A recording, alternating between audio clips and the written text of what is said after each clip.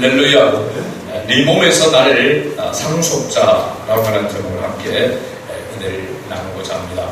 여러분은 상속이라고 할 때에 가장 먼저 여러분 머릿속에 떠오르는 것이 무엇이라고 생각됩니까? 저는 먼저 떠오르는 생각이 유산이었습니다. 유산. 부모님이 자녀에게 물려주는 바로 재산이 유산이죠. 대기업에서 상속이라고 하면은 이슈가 되는 게 뭐냐면 얼마나 상속세를 많이 내는가라고 하는 것에 이슈가 가게 됩니다. 그리고 보통 사람들은 우리가 상속이라고 할 때에 유산이라고 하면 몇 퍼센트 내 지분이 돌아올 것인가 여기에 관심이 있는 것 같습니다. 요즘은 뭐 아들, 딸 구별 없이 여러분 그 지분이 똑같은 거 아시죠? 여러분 딸들도 힘을 내시기 바랍니다. 꼭 자기 지분을 찾으시길 바랍니다. 우리 집에는 그렇게 그걸 잘 하시더라고요. 보니까 딸들이 많거든요. 이렇게 딸들이 보니까 언제 그렇게 잘 아는지 요즘은 뭐 아들 필요 없다 이러면서 딸들이 다 주장을 하고 이렇게 합니다. 그럼 동일하게 합시다. 이렇게 하고. 우리 저희 동네에 보니까 그 동일하게 안 해가지고, 막 가정이 완전히 막 투지박산이 나고, 형제들 간에 우애가 상하고, 이렇게 시험이 드는 그런 모습들을 봅니다.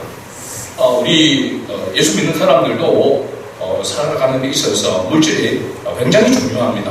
그래서 여러분 지분을 꼭 찾으시길 바랍니다. 찾아서 여러분 또 11조도 하시고, 그렇게 하시길 바랍니다. 그런데 우리가 살아감에 있어서 필요한 것이 물질이기 때문에 그와 같은 생각을 하게 되어지고 또 관심을 가지게 되는데 그리스도인으로서의 우리에게 상속이라고 할 때에 저처럼 이렇게 세속에 물들어서 유산이 떠오르는 것이 아니라 여러분 우리가 상속이라고 할 때 그리스도인에게 상속이라면 먼저 떠올려야 될 게 뭘까요? 믿음의 상속. 여러분들이 저도 같습니다. 신앙의 상속, 신앙의 유산이 먼저 떠올려야 될 줄도 믿습니다. 그런데 가만히 생각해 보면 신앙의 유산이라고 하는 것을 우리가 자녀에게 줄 수 있느냐? 가만히 생각해 이게 잘 줄 수 있다고 생각하는 것이 교만입니다. 그리고 믿음이라고 하는 것이 우리가 정확하게 이 믿음의 근거가 믿음이 어디서부터 오는가에 대해서 확실하게 알지 못하면 내가 자녀에게 신앙의 유산을 물려줄 수 있다라고 생각할 수도 있습니다. 그러나 정말 엄격하게 따져보면은 신앙의 유산은 하나님의 은혜입니다. 하나님의 은혜가 없이는 절대로 신앙의 유산을 자녀에게 물려줄 수가 없습니다. 우리가 아무리 노력하고 아무리 애를 써도 단지 우리가 할 수 있는 것은 부모로서 우리가 먼저 하나님의 뜻을 따라서 신앙의 삶을 살아가면서 또 이러한 은혜가 하나님이 나에게 주신 이 신앙이 이 믿음이 내 자녀에게도 계속해서 대를 이어갈 수 있는 그래서 믿음의 가문이 될 수 있도록 위해서 기도하는 그것밖에 우리가 할 수 있는 것이 없다라고 하는 사실입니다. 그리고 보면 우리가 자녀를 위해서 기도하지 않을 수가 없는 거죠. 믿음의 대가 계속해서 이어져 갈 수 있도록 믿음의 가문이 될 수 있도록 우리가 위해서 기도해야 한다라고 하는 것을 알 수 있습니다. 자, 이제 본문으로 돌아가서 오늘 우리가 15장 1절을 보면은 시작이 어떻게 시작하고 있습니까? 이후에라고 이렇게 시작하고 있습니다.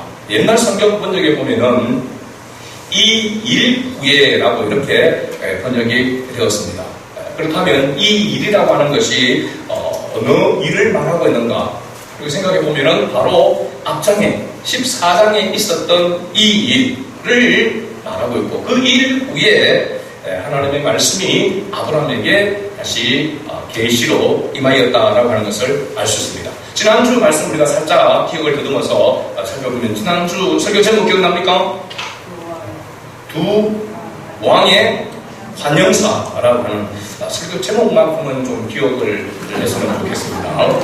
두 왕의 환영사라고 하는 그런 제목이었는데 전쟁이 일어났죠. 인류 어떻게 보면 최초의 전쟁이 일어나게 되는데 그 전쟁은 몇 대 몇이었습니까? 4대5로 치루어지는 그런 전쟁이었습니다. 전쟁이 일어나게 된 동기를 잠깐 보면은 엘람 왕 그돌라오메이, 그죠? 그돌라오메이 보면은 그 당시에 힘을 가지고 있었는데 거기에 복속되어져 있었던 식민지로 있었던 12년 동안 식민지로 있던 소돔, 고모라 왕을 비롯한 5 왕들이 13년째가 될 때에 배반을 하게 되어졌고, 그리고 14년째에 엘람 그돌라오멜이 자기 주변에 있는 세 나라와 동맹을 맺어서 전쟁을 치르게 되었습니다. 전쟁은 그야말로 싱겁게 끝나게 됐죠. 엘람 왕 그돌라오멜 그 동맹군이 완성을 하게 되어졌습니다. 그때에 소돔에 거주하고 있던 아브라함의 조카 롯이 포로로 잡혀가게 되어지고, 그 가족들뿐만 아니라 또 모든 그 모았던 재산들이 다 노략을 당하게 되었다라고 이렇게 성경을 기록하고 있습니다. 이 소식을 접한 아브라함이 집에서 길리온 사병 몇 명입니까? 318명을 거느리고 야간 기습 작전을 펼쳐서 정말로 완전히 초부수고, 그죠? 조카 롯을 찾아올 뿐 아니라 그 가족들을 다 가족들을 다 찾아오고, 그리고 노력한 재물들까지도 다 찾아오게 되는 그러한 역사가 있었습니다. 그 전쟁의 저기의 승리자는 바로 아브라함이었다라고 하는 것을 알 수 있습니다. 그 승승장구해가지고 이제 계승장군이 되어서 돌아오는 그 아브라함을 맞이했던 2 왕, 누구였습니까? 소돔 왕과 또 살렘 왕, 기억납니까? 살렘 왕 누구였습니까? 멜기세덱이었습니다. 멜기세덱. 그래서 멜기세덱이 아브라함을 환영하는 그 인사 가운데에서 아브라함이 멜기세덱의 그 환영사를, 그 말을 듣고 인정하고, 어떻게 보면 감사하고 감동되어서 뭘 가졌습니까? 모든 그 가져왔던 재물의 10의 1을 그에게 주었더라라고 이렇게 말하고 있고, 그래서 이 멜기세덱은 우리가 신약에서 히브리서를 통해서 7장을 통해서 살펴볼 때 이 멜기세덱은 의의 왕, 바로 살렘 왕, 평강의 왕이었고, 그는 누구를 상징하고 있다고 말했습니까? 예수 그리스도라. 그래서 아브라함이 멜기세덱에 바쳤던 11조는 근본적으로 보면 예수 그리스도께 바쳤다라고 하는 것을 우리가 살펴보았습니다. 이 일이 있고 난 이후에 여호와의 말씀이 환상 중에 아브라함에게 다시 임하였다라고 말하고 있습니다. 이 환상이라고 하는 것은 그냥 꿈을 말하는 것이 아니라 하나님의 특별 계시, 묵시라고 하고 이상이라고 이렇게 얘기합니다. 당시 성경이 없었기 때문에 하나님께서 직접적으로 그렇게 나타나셔서 말씀하시는 그러한 바로 묵시라고 말할 수 있죠. 자, 하나님의 말씀이 아브라함에게 임하였는데 먼저 뭐라고 말씀하셨냐면 아브라함아 두려워하지 말라라고 이렇게 말했습니다. 여러분 생각해 보십시오. 지금 승리를 하고 왔고 모든 것을 다시 찾아왔고, 그죠? 그로 인하여서 아브라함이 어떻게 보면 떵떵거리면서 그렇게 있는 그런 상황이라고 말할 수 있는데, 물론 그 모든 것이 자기의 전략과 자기의 능력이 아니라 하나님의 전적인 역사로 말미암아 되어졌다라고 하는 것을 아브라함도 깨닫게 되어졌고 있는 그런 마당에 있지만, 그래도 불구하고 하나님께서 아브라함에 나타나셔서 먼저 아브라함아 두려워하지 말라라고 말한 것입니다.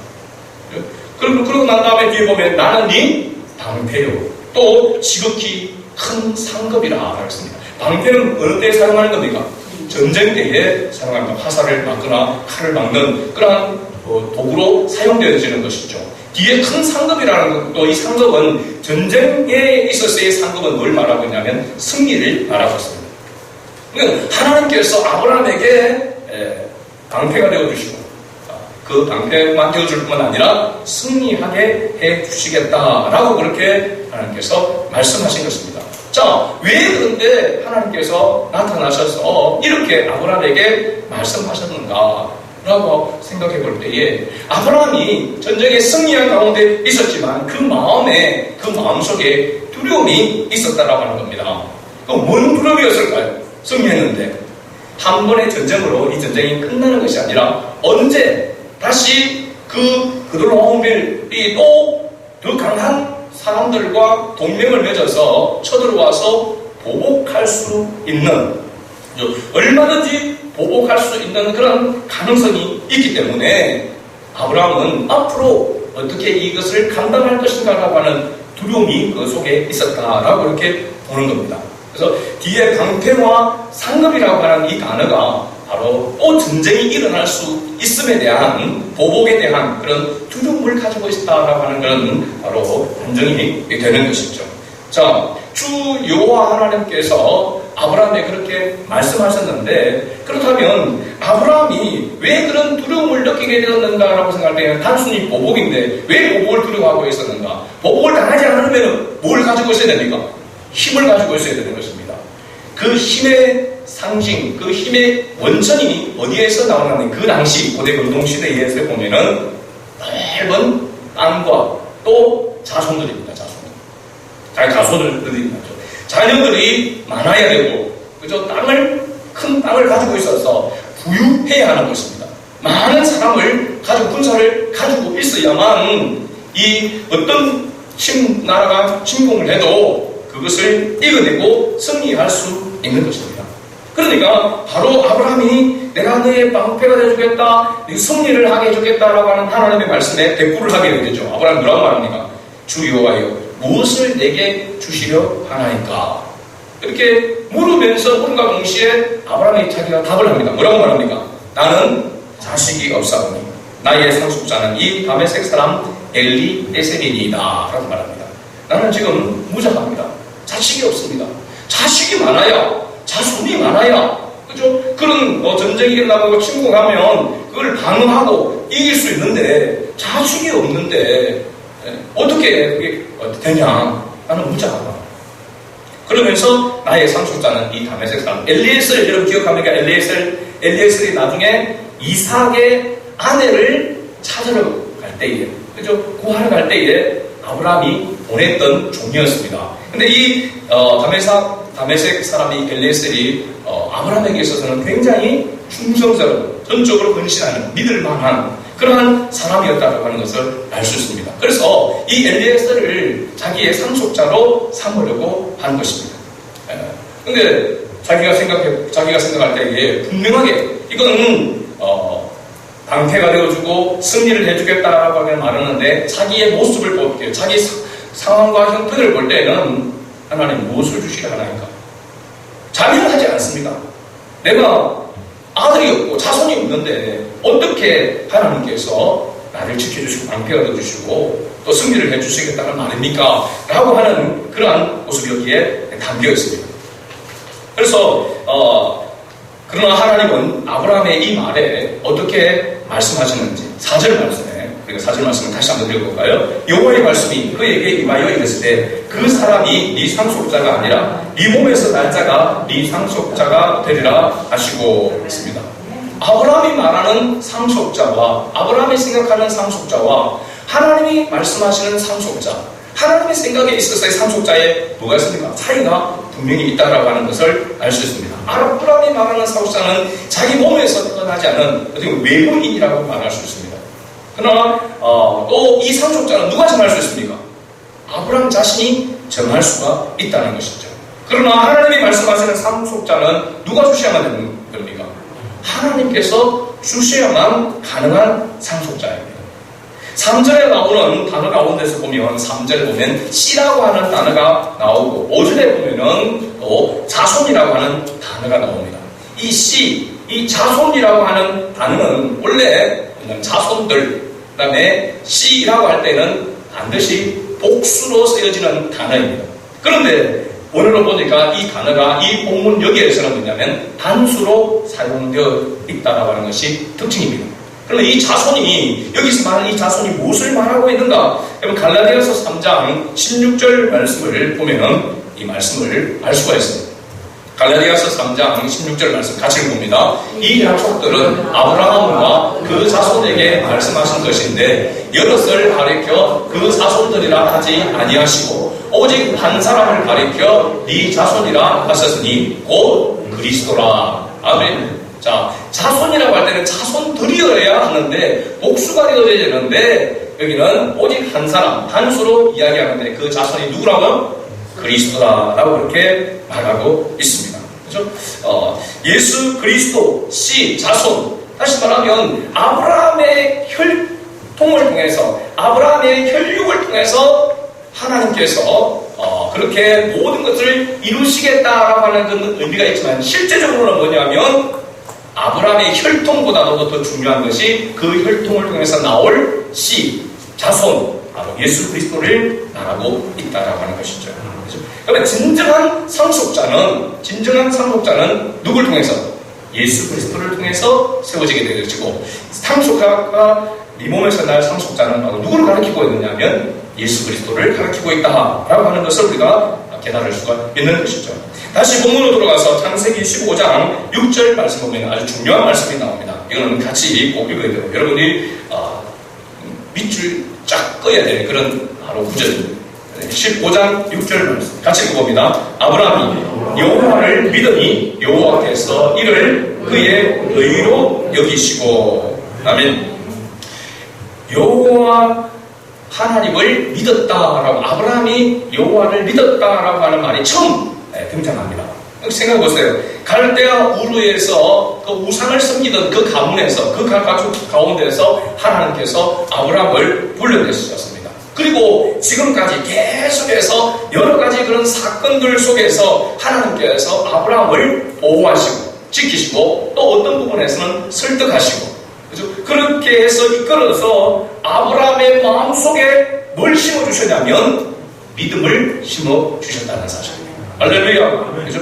아브라함의 마음속에 하나님을 믿을 수 있는 믿음의 씨를, 믿음을 하나님께서 넣어주셨으므로 말미암아 아브라함이 여호와를 믿었다라고 그렇게 말하고 있는 것이죠. 그래서 이 믿음에 대해서, 이 믿음의 출처가 어딘지에 대해서 여러분 사도 바울이 에베소서에서 정확하게 말씀하고 있죠. 에베소서 2장 8절에서 9절 말씀, 우리가 너무나 잘 아는 말씀인데 이 말씀은 꼭 외워야 되는 그런 말씀입니다. 에베소서 2장 8절에서 9절 말씀 없나요? 에베소서 2장 8절에서 9절 말씀, 너희는 그 은혜에 의하여 믿음으로 말미암아 구원을 받았으니 이것은 너희에게서 난 것이 아니요 하나님의 선물이라. 행위에서 난 것이 아니니 이는 누구든지 자랑하지 못하게 합니다. 아멘. 여기서 믿음이 어디로부터 온다고요? 하나님의 은혜로 말미암아. 하나님의 은혜로. 그 은혜에 의하여 믿음으로 말미암아 구원을 받았으니 이것은 너희에게서 난 것이 아니요 하나님의 선물이라. 하나님의 선물이라 라고 이렇게 말하고 있습니다. 자, 그러면 여러분에게 질문을 하나 드리도록 하겠습니다.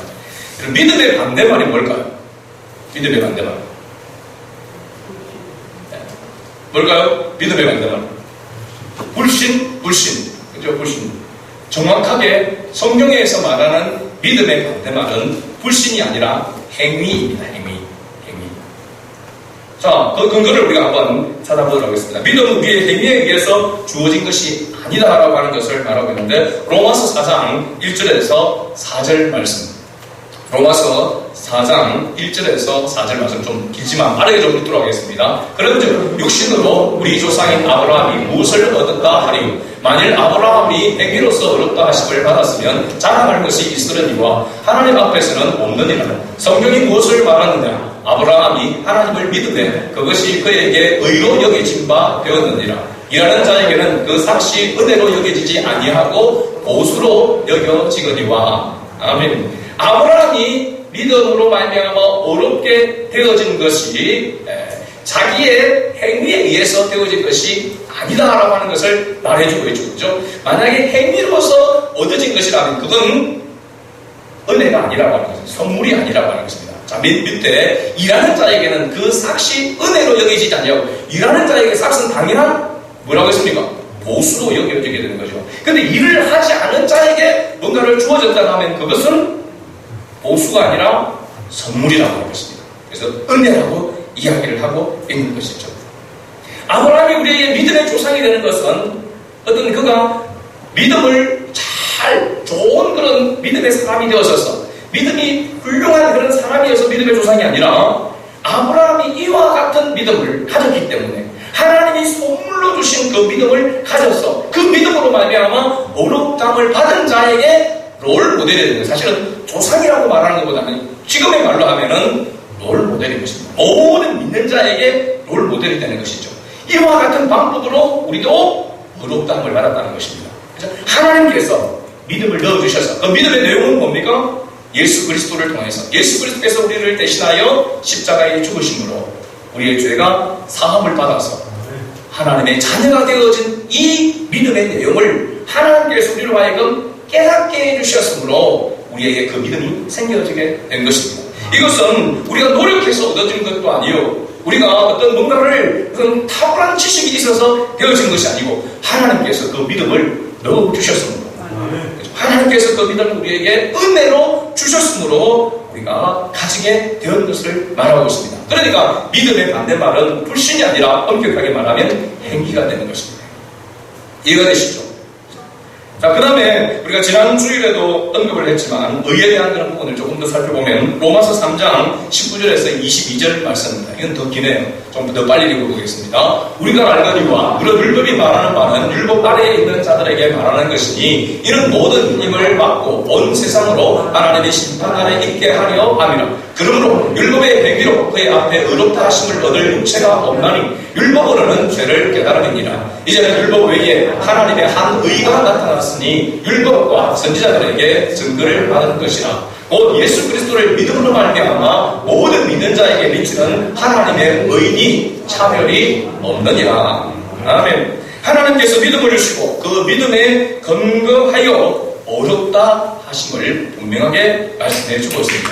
그러기에 우리가 하나님 앞에 찬양하고 경배하고 감사할 수밖에 없는 것이 구원의 은혜가 우리가 하나님의 자녀가 된 것이 전적인 하나님의 은혜이기 때문이다라고 하는 것을 알 수가 있는 거죠. 자, 그리고 다시 본문으로 돌아가서 하나님께서 아브라함에게 본문 7절에 이렇게 약속합니다. 7절을 같이 읽어봅니다. 또 그에게 이르시되 나는 이 땅을 네게 주어 소유를 삼게 하려고 그를 갈대아인의 우르에서 이끌어낸 여호와니라. 아멘. 앞에서 아브라함에게 하나님께서 자손을 주시겠다라고 말씀하시고 그리고 이제는 뭘 주시겠다 말합니까?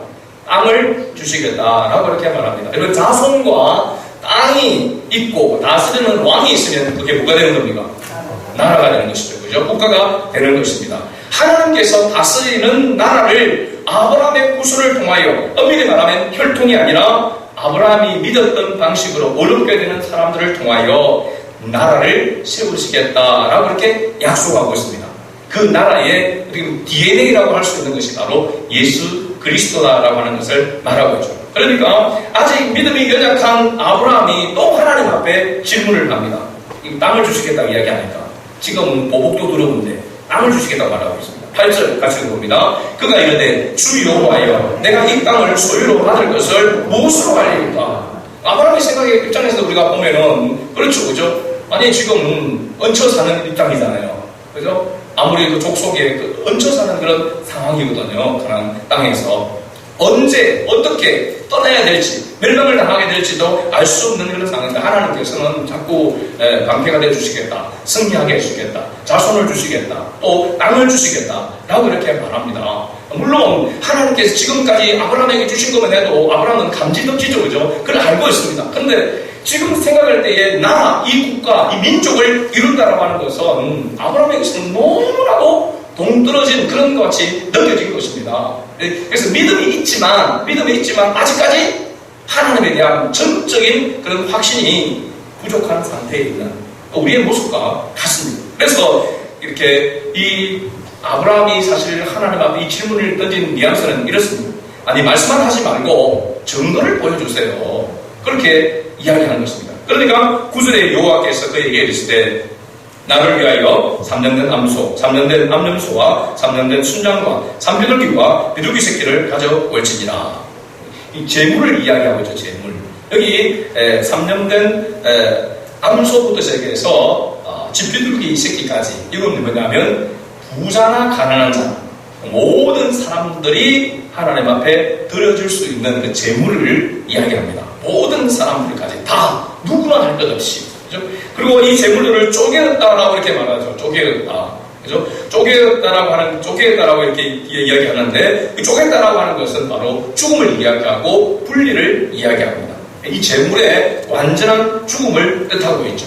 그리고 17절에 보면 15장 17절을 가지고 봅니다. 해가 져서 어두울 때에 연기 나는 화로가 보이며 타는 횃불이 쪼갠 고기 사이로 지나가더라 했습니다. 이 타는 횃불이 쪼갠 고기 사이로 지나갔다라고 하는 그 의미를 보니까 완전한 죽음을 의미한다 이렇게 이야기하고 있고, 이 언약이 바로 횃불 언약이다라고도 이렇게 이야기를 합니다. 횃불 언약, 아브라함과 하나님이 맺는 언약인데, 그런데 이 언약을 어기면 어떻게 된다는 겁니까? 죽는다라고 하는 것을 말하고 있습니다. 그러면 이 언약을 누가 어길까요? 하나님이 어길까요? 아브라함이 어길까요? 아브라함, 인간이 어기겠죠. 하나님의 약속을 어기겠습니까? 그죠? 신실하신 하나님은 반드시 약속하신 것을 지키시는 하나님입니다. 그래서 반드시 하나님께서 약속하신 것을 지키신다라고 할 때 우리가 신실하신 하나님이라고 그렇게 부르는 것입니다. 그러면 약속을 어기는 사람은 바로 연약한 인간이죠. 그죠? 그러니까 아브라함이 어기게 된다는 겁니다. 그러면 이 언약을 어기게 되면 어떻게 됩니까?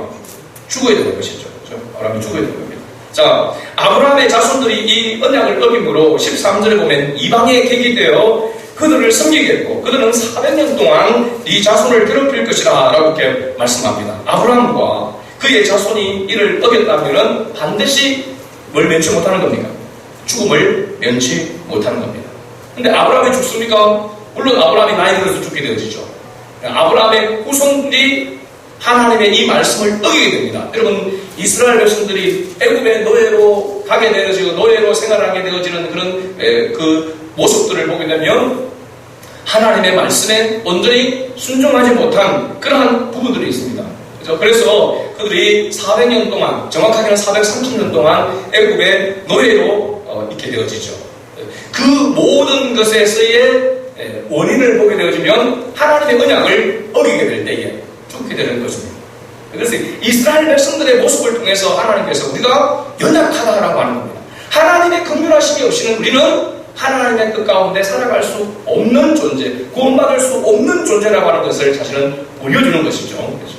자, 아브라함의 죽음, 아브라함이 죄를 범하면 죽어야 되고, 아브라함의 후손 가운데서도 하나님의 그 언약을 어기면 반드시 죽어야 됩니다. 그래서 율법을 어기게 되면 그것은 죄의 삭선, 사망이 되는 것입니다.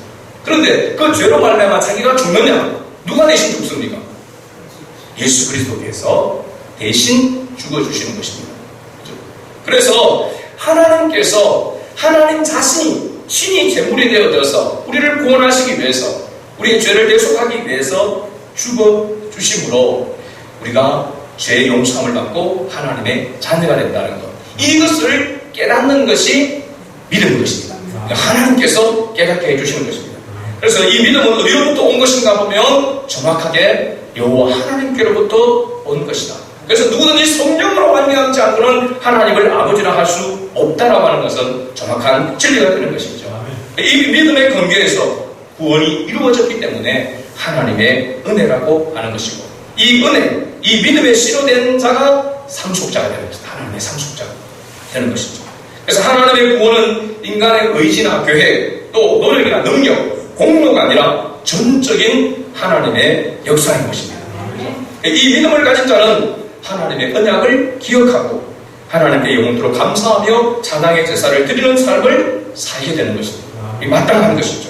하나님의 구원의 역사는 어떤 환경이나 상황에 의해서 이루어지는 것이 아니라 하나님의 언약에 의해서, 약속에 의해서 이루어지는 것입니다. 그래서 우리의 믿음의 근거, 우리가 구원에 대한 확신이 어디에 있느냐면 어떤 느낌이나 우리의 경험에 있는 것이 아니라 하나님의 말씀에 있는 것입니다. 말씀이 바로 보증이 되는 것이고, 말씀이 곧 하나님이시기 때문에 그렇습니다. 우리 한 군데만 더 살펴보고 말씀을 맺겠습니다. 출애굽기 2장 24절에서 25절 말씀입니다. 같이 읽어봅니다. 하나님이 그들의 고통 소리를 들으시고 하나님이 아브라함과 이삭과 야곱에게 세운 그의 언약을 기억하사 하나님이 이스라엘 자손을 돌보셨고 하나님이 그들을 기억하셨더라. 아멘. 이 말씀은 이스라엘 백성들이 애굽의 종로로 가면서 노예 생활할 때에 그들이 얼마나 많은 고통을 겪고 노예로서죠. 요셉을 잃어버린, 요셉의 그 모든 것들을 잊어버린 왕이 이 히브리인들을 학대하기 시작하기 전이죠. 그 학대할 때 그들이 당하는 그 고통, 그 신음하는 것을 하나님께서 뭐 하셨다고요? 그러셨다고 했습니다. 그러면 하나님께서 이스라엘 백성들을 구원하실 때에 그 구원하심의 근거가 이스라엘 백성들이 너무 고통 가운데서 부르짖고 있기 때문에 그 환경 속에서 너무 힘들고 고통스럽기 때문에 하나님께서 그들을 구원하셨는가? 그렇지 않다는 사실입니다. 무엇에 의해서 근거한 겁니까? 이스라엘 자손을 돌보시고 하나님이 그들을 기억하셨다. 그 앞에 뭐가 있습니까? 언약을 기억하사. 할렐루야. 그래서 우리가 하나님 앞에 기도할 때에 우리가 눈물을 들이고 정성을 들이고 하나님 앞에 정말 최선을 다해서 부르짖어 기도하여 하나님 앞에 간구하지만 그 부르짖음과 그 정성 때문에 하나님께서 우리 기도를 들으신 것이 아니고 하나님의 약속에 의해서, 언약에 의해서 하나님께서 기도를 들으시고 하나님의 방법으로 하나님께서 응답하신다는 사실입니다. 그래서 기도의 응답이 일어날 때에 이것은 내가 기도했기 때문에 나의 공로로 나의 정성 때문에 하나님께서 응답하신 것이 아니라 하나님의 말씀에 의해서 하나님의 뜻 가운데 응답하셨다는 것입니다. 그래서 할렐루야 되는 것입니다. 그래서 하나님께 감사와 영광이 되는 것이죠.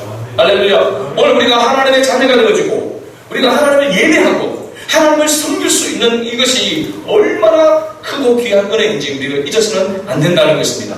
이것을 잊지 않기 위해서는 우리가 행하는 행위에 우리의 삶을 살아오는 그 행위에 초점이 있어야 될 것이 아니고 하나님의 말씀에 있어야 된다는 사실입니다. 할렐루야. 그래서 많은 우리 그리스도인들이 지금 죽으면 구원받을 수 있습니까? 라고 하는 이 질문을 던질 때에 많은 사람들이 자기 행위를 돌아봅니다. 자기 삶을 돌아봅니다. 내가 이런 모습으로, 내가 이 꼴로, 내가 지금 이렇게 사는데, 내가 이렇게 연약한 가운데 있는데 내가 어떻게 지금 죽어서 하나님 나라에 갈 수 있다고 말할 수 있느냐? 양심이 있지. 그렇게 생각합니다. 여러분, 우리가 양심으로 구원받는 것이 아닙니다. 우리의 행위의 공로에 의해서 구원받는 것이 아님을 항상 인정해야 됩니다. 그렇지 않으면 하나님 앞에 온전한 경배와 찬양과 영광을 돌릴 수가 없습니다. 우리의 행위에 있지 않다라고 하는 것을 분명히 알아야 됩니다. 전적으로 하나님의 은혜이고 그래서 말씀을 붙들어야 되는 것입니다. 여러분 바쁘고 분주하고 여러 가지 환경과 상황이 힘든 가운데 있다 할지라도 우리가 잊어버려서는 안 될 것이 하나님의 언약의 말씀인 것입니다. 날마다 눈을 뜨면 먼저 하나님의 말씀을 대하고 또 잠들기 전에 하나님의 말씀을 대하고 그래서 하나님의 말씀을 붙들고 살아가는 진정한 하나님의 상속자의 삶을 살아가는 저와 여러분 될 수 있기를 주의 이름으로 축복합니다. 아멘.